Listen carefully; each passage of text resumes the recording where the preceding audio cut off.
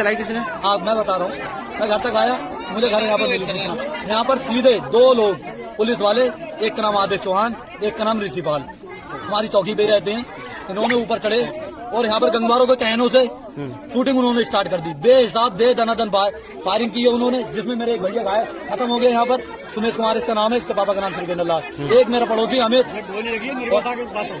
एक मेरा भैया अमित है और एक मेरा पड़ोसी गांव का मेरी कास्ट का है, उसके भी गोली लगी है। 3 लोग इसमें, 2 जय हिंद, नमस्कार, मैं मोहन पाठक। और कल ही हमने 2 लेक्चर कवर किए थे उत्तर प्रदेश से, क्योंकि हिंदी भाषी क्षेत्र है उत्तर प्रदेश और यूपी पीसीएस और यूपी पीएससी हिंदी मीडियम वालों के लिए सबसे ज़्यादा महत्वपूर्ण होता है। और यूपी पीसीएस के लिए तो सबसे ज़्यादा महत्वपूर्ण होता है। लेकिन अब बात करते हैं इंडियन सोसाइटी के ही अंतर्गत हम बात करने वाले हैं, और इसको पॉलिटिकली हम नहीं लेंगे, सोसाइटी के अंतर्गत लेंगे, क्योंकि मामला है कि रामपुर में अंबेडकर बोर्ड लगाने पर बवाल हुआ है और इसमें एक दलित छात्र की मौत हो चुकी है।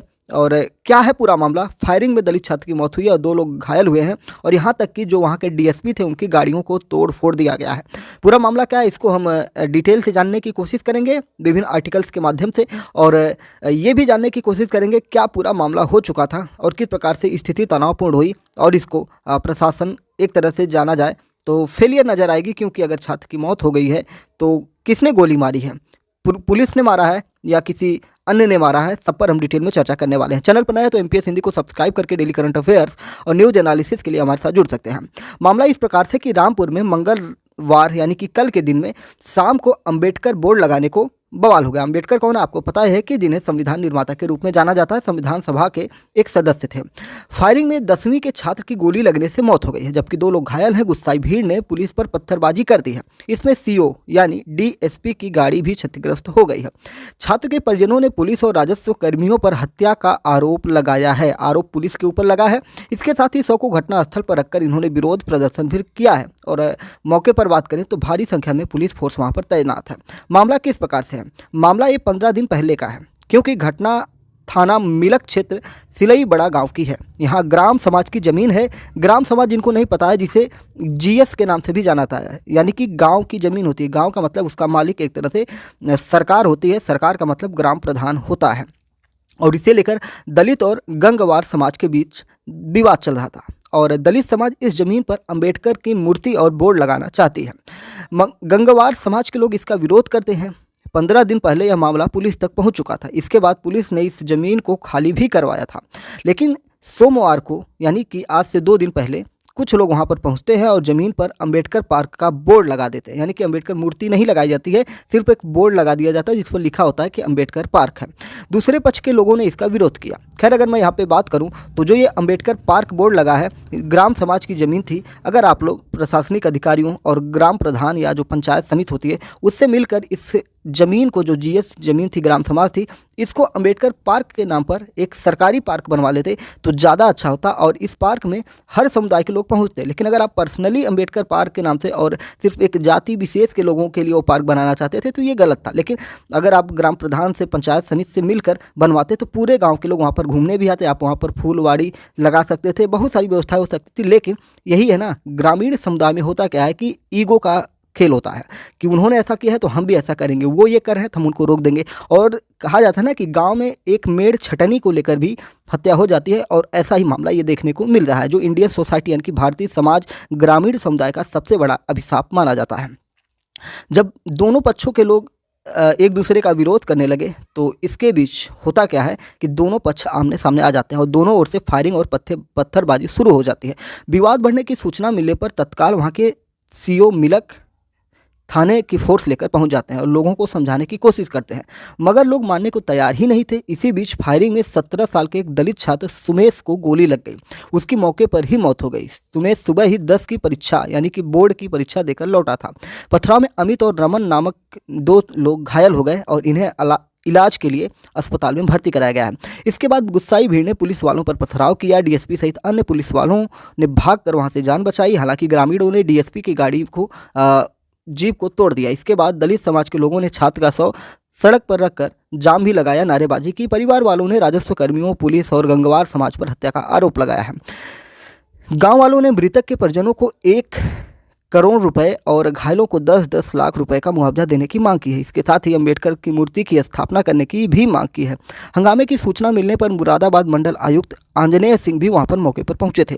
मुरादाबाद मंडल आयुक्त आंजनेय सिंह ने कहा कि गोली लगने से एक युवक की मौत और 2 लोग घायल हो गए हैं। ये बात सही है। पीड़ित परिवार को आश्वासन दिया गया है और घटना में जो भी दोषी होगा उसके खिलाफ सख्त कार्रवाई करने की बातें कही गई है। गाँव में स्थिति नियंत्रण में है, ऐसा उन्होंने कहा है।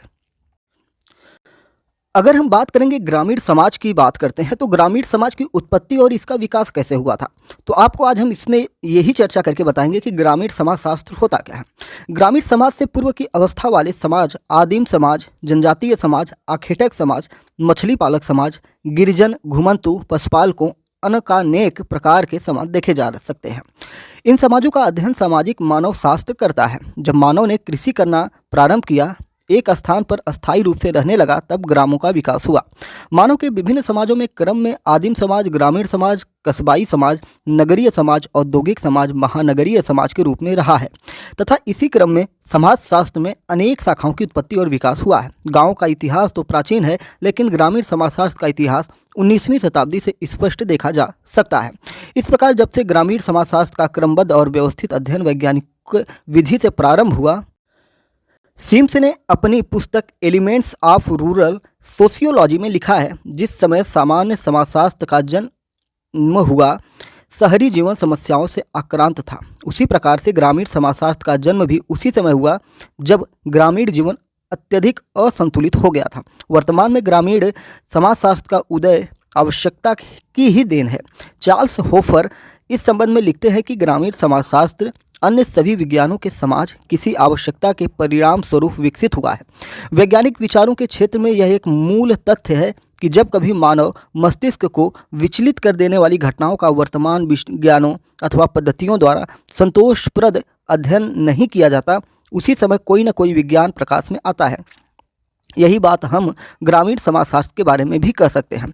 19वीं शताब्दी घटनाओं ने गाँव में अनेक समस्याएं पैदा कर दी थी, जिसके परिणाम स्वरूप ग्रामीण समाजशास्त्र की स्थापना हुई। ये प्रमुख घटनाएं मशीनों द्वारा उत्पादन, पूंजीवादी अर्थव्यवस्था का उदय, औद्योगिकरण एवं नगरीकरण की प्रक्रिया में तेजी, यातायात एवं संचार के साधनों का तीव्र गति से विकास और विस्तार आदि है, जिसके कारण अनेक विद्वानों का ध्यान गाँव के अध्ययन की ओर गया, जिसका परिणाम स्वरूप ग्रामीण समाजशास्त्र एक विषय के रूप में सामने आया। भारत में ग्रामीण समाजशास्त्र की उत्पत्ति और विकास किस प्रकार से हुआ था, उसकी अगर हम बात करेंगे तो 2011 की जनगणना प्रतिवेदन के अनुसार भारत की 68.8% जनसंख्या 6.41 लाख गाँवों में निवास करती है। इसलिए भारत को गाँव का देश कहा जाता है। भारत की प्राचीन सभ्यता और संस्कृति का आधार यहाँ के गांव ही रहे हैं। हमारे प्राचीन धर्म ग्रंथों, वेदों, पुराणों, स्मृतियों एवं संहिताओं में ग्रामीण जीवन के विभिन्न पलों पर विस्तार से चर्चा मिलती है। रचनाकारों एवं कवियों ने ग्रामों को अपने साहित्य में प्रशंसा की है तथा उनकी स्वर्ग से तुलना की है, किंतु पिछली 2 शताब्दियों में कुछ ऐसी महत्वपूर्ण घटनाएं घटी जिससे गाँव का प्राचीन स्वरूप बदल गया। औद्योगिकरण, नगरीकरण, यातायात के विकसित साधनों ने ग्रामीण जीवन को प्रभावित किया और आर्थिक दृष्टि से स्वावलंबी गांव परावलंबी हो गए। सुसंगठित गांव में विघटन की प्रक्रिया प्रारंभ हो गई। लोग नगरीय चमक एवं सुविधाओं की ओर आकर्षित हुए और गांव छोड़कर शहर की ओर पलायन होने लगे। गांव में गरीबी, बेकारी, ऋणग्रस्तता एवं कृषि से संबंधित अनेक समस्याओं ने जन्म लिया।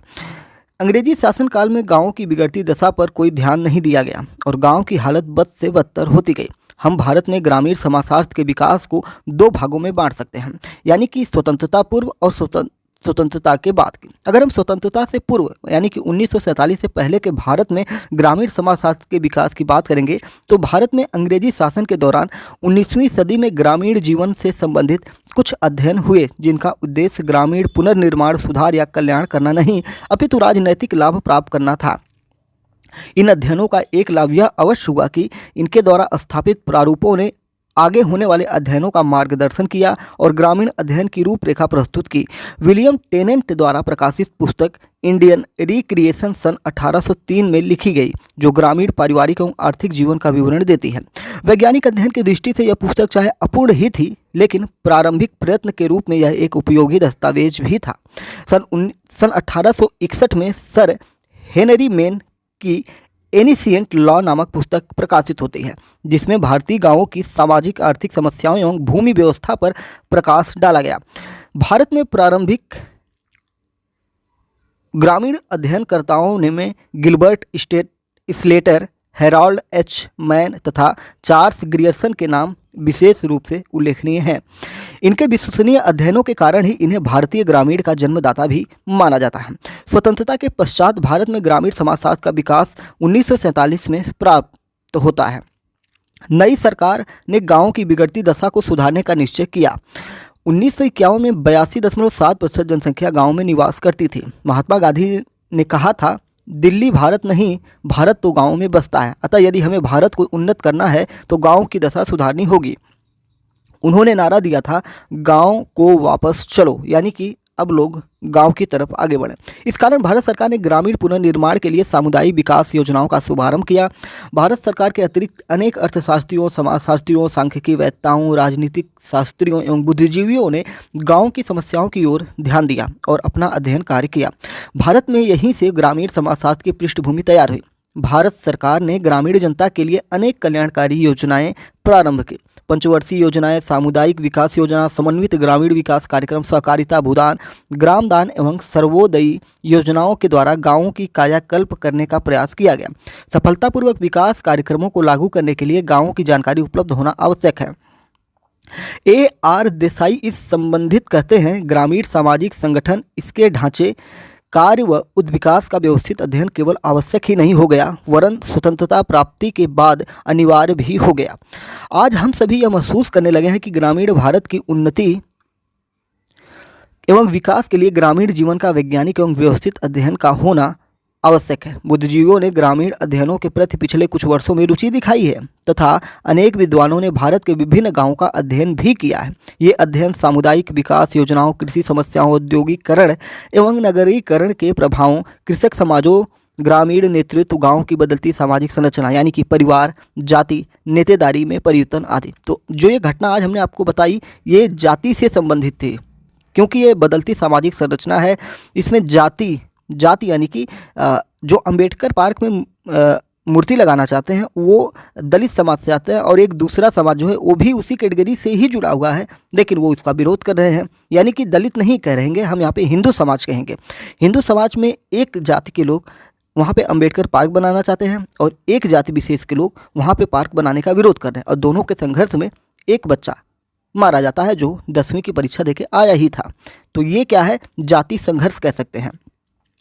तो ये जो समाजशास्त्री हैं, इन लोगों ने किस पर अध्ययन किया? गांव में बदलती सामाजिक संरचना, जैसे परिवार, जाति, नेतेदारी में परिवर्तन से संबंधित रहे। इसके भारत में ग्रामीण समाज के बारे में जानकारी प्रदान करने वाली आज अनेक पुस्तकें, पत्र पत्रिकाएं एवं संस्थाएं हैं, जिनमें आपका MPS हिंदी भी अब आप शामिल कर सकते हैं कि ग्रामीण समाज से जुड़ी हर घटना, किसान हो, छात्र हो, बेरोजगार हो, सबके बारे में MPS हिंदी आपको सूचनाएं देते रहता है। तो इसीलिए मैं कहता हूं कि MPS हिंदी को आप सब्सक्राइब कर सकते हैं, जिससे कि आपको डेली करंट न्यूज़ एनालिसिस आपको प्राप्त होते रहे, जिसमें मुख्यतः राज्यों के राजपत्र, जनगणना रिपोर्ट, राज्य एवं केंद्रीय सरकार द्वारा प्रकाशित की जाने वाली विज्ञप्तियां, पिछड़ा वर्ग, अनुसूचित जातियों एवं जनजातियों की रिपोर्ट, राज्य एवं केंद्र की समाज कल्याण बोर्ड की रिपोर्ट एवं प्रकाशन तथा विभिन्न संस्थाओं एवं सरकारों द्वारा किए गए आर्थिक, सांख्यिकी एवं सामाजिक सर्वेक्षण आदि प्रचुर मात्रा में ग्रामीण सामग्री उपलब्ध है।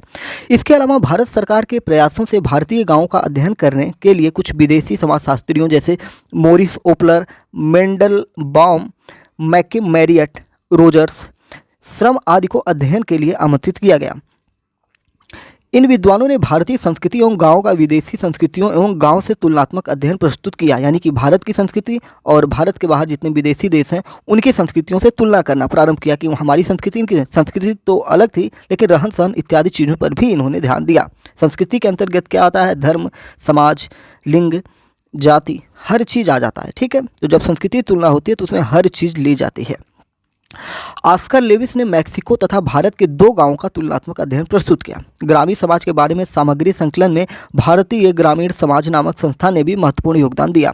इसके अतिरिक्त अनेक वार्षिक, अर्धवार्षिक, त्रैमासिक, मासिक एवं परीक्षक पत्र पत्रिकाएं समय समय पर ग्रामीण क्षेत्रों के संबंध में जानकारी प्रदान करती है। इनमें कुरुक्षेत्र, ग्राम सेवक योजना, आर्थिक समीक्षा, rural India, economic and political weekly आदि प्रमुख हैं। यानी कि ये जो थी पत्र पत्रिकाएँ थी, कुरुक्षेत्र आज भी मैं देखता हूँ प्रयागराज में जो सिविल सर्विस की तैयारी करते हैं छात्र, उनके यहाँ जरूर आपको मिल जाती है। योजना आर्थिक समीक्षा मिल जाती है, रूरल इंडिया हुआ, इकोनॉमिक एंड पॉलिटिकल वीकली हो गया। ये सारी चीज़ें क्या हैं, ग्रामीण समाज के बारे में चीज़ें उपलब्ध करवाती हैं। इसके अलावा विभिन्न विद्वानों ग्रामीण समाज से संबंधित पुस्तकें बहुत महत्वपूर्ण हैं, जो इस प्रकार से हैं, जैसे AC दुबे की इंडियन विलेज, DN मजूमदार की संपादित पुस्तकें रूरल प्रोफाइल, मैकिम मैरियट की संपादित पुस्तक विलेज इंडिया, MN श्रीनिवास की संपादित पुस्तक इंडियाज विलेजेस, AC दुबे की India's changing villages, MN Srinivas social system of Mysore village, ये इनका था। रिमेंबर विलेज, DN मजूमदार का caste and communication in an Indian village, और राधा कमल मुखर्जी का the economic of rural society और 6 विलेजेस ऑफ बंगाल। फिर AR देसाई का रूरल सोशियोलॉजी इन इंडिया, जो संपादित इनके द्वारा किया गया है। FG वैली कास्ट खंड द इकोनॉमिक फ्रंटियर। इसके अतिरिक्त और भी अनेक पुस्तकें प्रकाशित हुई हैं, लेकिन सभी का यहाँ पर वर्णन करना हमारे लिए संभव नहीं हो पाएगा। वर्तमान में PhD डिग्री के लिए, MPhil एवं MA के डिजर्टेशन के लिए अनेक छात्रों ने अपने अध्ययनों द्वारा ग्रामीण समाज पर शोध प्रबंध लिखे हैं। अतः भारतीय ग्रामीण जीवन पर जानकारी देने वाला प्रचुर साहित्य भी उपलब्ध है। फिर भी भारतीय गांवों की बनावट, भाषा, जाति, भौगोलिक स्थिति, धर्म, संस्कृति में पर्याप्त रूप से भिन्नता होने के कारण कोई भी अध्ययन संपूर्ण भारतीयों गाँवों का अध्ययन प्रतिनिधि नहीं कहा जा सकता है। अतः इस बात की आवश्यकता है कि अधिक मात्रा में क्षेत्रीय अध्ययन हो, जिसकी सहायता से उस क्षेत्र विशेष की समस्याओं के कारणों का पता लगाया जा सके तथा उनके निर्माण के लिए सफल प्रयास किए जा सके। सभी गांवों पर एक सी योजना लागू करना केंद्र सरकार की योजनाओं की सफलता को संदिग्ध बना देता है। यानी कि हर गांव पर एक ही प्रकार की योजना नहीं हो सकती। हर गांव की बनावट, हर गांव की व्यवस्थाएं अलग अलग होते हैं।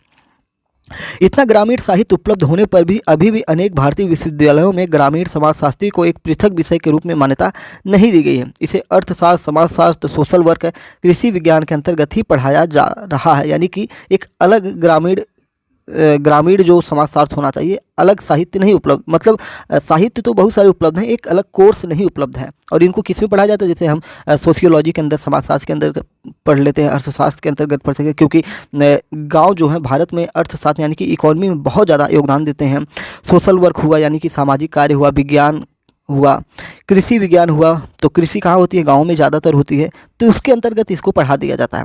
वर्तमान दशक में कुछ विश्वविद्यालयों में यह पृथक विषय के रूप में पाठ्यक्रम में सम्मिलित किया गया है। वर्तमान समय में आवश्यकता इस बात की है कि भारतीय ग्रामीण समाज पर उपलब्ध साहित्य का संकलन कर उसका समन्वय किया जाए और उचित निष्कर्ष निकाले जाएँ तथा ग्रामीण जीवन की समुचित व्याख्या प्रस्तुत की जाए, उससे अतीत और वर्तमान तथा विकास के नियमों को ज्ञात किया जाए। ऐसी स्थिति में ही गाँव का उज्जवल भविष्य के निर्माण में ग्रामीण समाजशास्त्र अपनी भागीदारी दे सकता है। अगर हम ग्रामीण समाजशास्त्री ग्रामीण पर्यावरण में पाए जाने वाले समस्त सामाजिक संबंधों का अध्ययन करते हैं, जिसमें ग्रामीण जनसंख्या, ग्रामों के प्रकार, ग्रामों के वर्गीकरण, ग्रामीण परिवार, ग्रामीण धार्मिक संस्थाएं, ग्रामीण व्यवसाय, ग्रामीण कृषि एवं उत्पादन के ढंग, ग्रामीण जनसंख्या, भूमि से संबंध, ग्रामीण जीवन स्तर, ग्रामीण विवाह, ग्रामीण सामाजिक स्तरण, वर्ग एवं जातियाँ, राजनीतिक संस्थाएं, ग्राम पंचायतें, ग्रामीण नेतृत्व, ग्रामीण स्वायत्त शासन, ग्रामीण धर्म, ग्रामीण रीति रिवाज, ग्रामीण लोकगीत, लोक गायन, ग्रामीण नृत्य, ग्रामीण मनोरंजन के अन्य साधन, ग्रामीण कला, ग्रामीण जीवन पर स्तर, सामाजिक तत्वों का प्रभाव, ग्राम एवं नगर का संबंध, नवीन धाराओं का प्रभाव, सामुदायिक विकास योजनाओं का अध्ययन, किसके अंतर्गत हम करते हैं, तो ग्रामीण समाजशास्त्र का ये क्षेत्र होता है और इसका अध्ययन हम करते हैं। तो ये जो सारी चीज़ें हमने आपको अभी बताई, ये उत्तराखंड मुक्त विश्वविद्यालय की पुस्तक से हमने आपको बताया, जिससे कि आपको एक एथेंटिक और प्रामाणिक चीज़ प्राप्त हो, कोई बनावटी चीज़ ना प्राप्त हो। तो अभी के लिए हम बस इतना ही आपको बताने की कोशिश कर रहे थे, जिससे आपको ये पता चल जाए कि हमारे देश में जो ग्रामीण समाज है उसमें तनाव और जो भी संघर्ष होते रहते हैं, उनके लिए क्या है कि एक अलग से विषय तैयार करना चाहिए और इसे एक अलग सब्जेक्ट के रूप में अध्ययन करवाना चाहिए, जिससे कि गांव में जैसे जो ग्राम पंचायत का चुनाव लड़ते हैं या गांव में सामाजिक संस्थाएं होती हैं जो समाज के लिए कार्य करना चाहती हैं, या सामाजिक व्यक्ति होते हैं जो समाज के लिए काम करना चाहते हैं, भले वो डिग्री ना ले लेकिन वो पुस्तकें खरीद लें, उसको पढ़ें और उससे गाँव को समन्वित करने में उनको आसानी हो जाए। ज़रूरी नहीं है कि आप पॉलिटिशियन बन के ही किसी समाज का उद्धार कर सकते हैं या समाज के लिए कार्य कर सकते हैं, आप बिना पॉलिटिशियन बने भी कर सकते हैं। तो ऐसे लोगों के लिए भी ऐसी पुस्तकें होनी चाहिए जो गांव की व्यवस्थाओं को समन्वित कर सकें, गांव के लोगों को समझा सकें। खैर कोई समझता तो है नहीं, लेकिन समझाने की कोशिश की जा सकती है। जैसे कि ये दंगा हुआ, तो दंगे को शांत करने के लिए, दंगा क्या कहेंगे, जो दोनों जातियों में संघर्ष हुआ, इस संघर्ष को शांत करने के लिए जो हमारे सिविल सर्वेंट होते हैं, यानी कि डीएसपी का मतलब आप समझ सकते हैं, सीओ आए थे, तो वो परीक्षाओं को पास करके गए थे, लेकिन वो भी इसमें विफल हो गए, क्योंकि जब संघर्ष हुआ, फायरिंग हुई और इस फायरिंग में एक बच्चा मारा जाता है, कई लोग घायल हो जाते हैं, तो ये कहीं ना कहीं विफलता को दर्शाता है। और इसके बाद क्या होगा आपको पता है कि मुआवजा दिया जाएगा और जो भी व्यवस्थाएं होंगी वो की जाएंगी। तो आज हमने ये जाना कि जो घटनाक्रम था, उस घटनाक्रम से हमने ये जोड़ने की कोशिश की कि जो हमारा भारतीय समाज है, इसको किस प्रकार से अध्ययन करना चाहिए। स्वतंत्रता से पहले कैसा भारतीय समाज था, स्वतंत्रता के बाद क्या समाज था, ये सारी चीज़ थी। अगर हम बात करें कि ग्रामीण समाजशास्त्र ग्रामीण पर्यावरण में मानवीय संबंधों का अध्ययन करता है, तो ये बिल्कुल सही बात हो जाती है। हमने कुछ बातें की जिनमें अगर आपसे क्वेश्चन पूछा जाए कि ग्रामीण समाज के जनक कौन हैं, तो इसमें एक नाम आता है। ब्रिटिश शासनकाल में लॉर्ड रिपन को ग्रामीण समाज का जनक भी माना जाता है। तो इस प्रकार से ग्रामीण समाजशास्त्र के लेखकों की हमने कई चर्चाएँ की, जिसमें बहुत सारे लोगों के बारे में हमने जाना। तो उम्मीद है कि आपको चीज़ें समझ में आई होंगी। समझ में आ रही हैं तो हमारे साथ जुड़ जाइए और हमारे साथ ज़रूर जुड़िए, जिससे कि आपको सारी चीज़ें ऑथेंटिक हो जाए। जैसा कि हमने बताया कि हमने किस विश्वविद्यालय से ये टॉपिक आपको लेकर पढ़ाया, तो हर विश्वविद्यालय में अलग अलग टॉपिक होते हैं, लेकिन जहाँ महत्वपूर्ण टॉपिक होते हैं वो हम आपको बताते हैं। तो चलिए फिर मिलते हैं किसी दूसरे टॉपिक के साथ, उसका एनालिसिस करेंगे। तब तक के लिए आप हमारे साथ जुड़िए, जरूर जुड़िए। चैनल को सब्सक्राइब करना बिल्कुल भी ना भूलिए। आप लोग आते हैं, वीडियो देखते हैं और चैनल को सब्सक्राइब नहीं करते हैं, जिससे कि फिर हम यूट्यूब की दुनिया में गुम हो जाते हैं। इसलिए सब्सक्राइब कर लीजिए, तो वीडियो जो हम आपको प्रोवाइड करवाएंगे वो आपके स्क्रीन पर दिखाई देते रहेंगे, तो आप हमें सुनते रहेंगे। जय हिंद, नमस्कार, भारत माता की जय।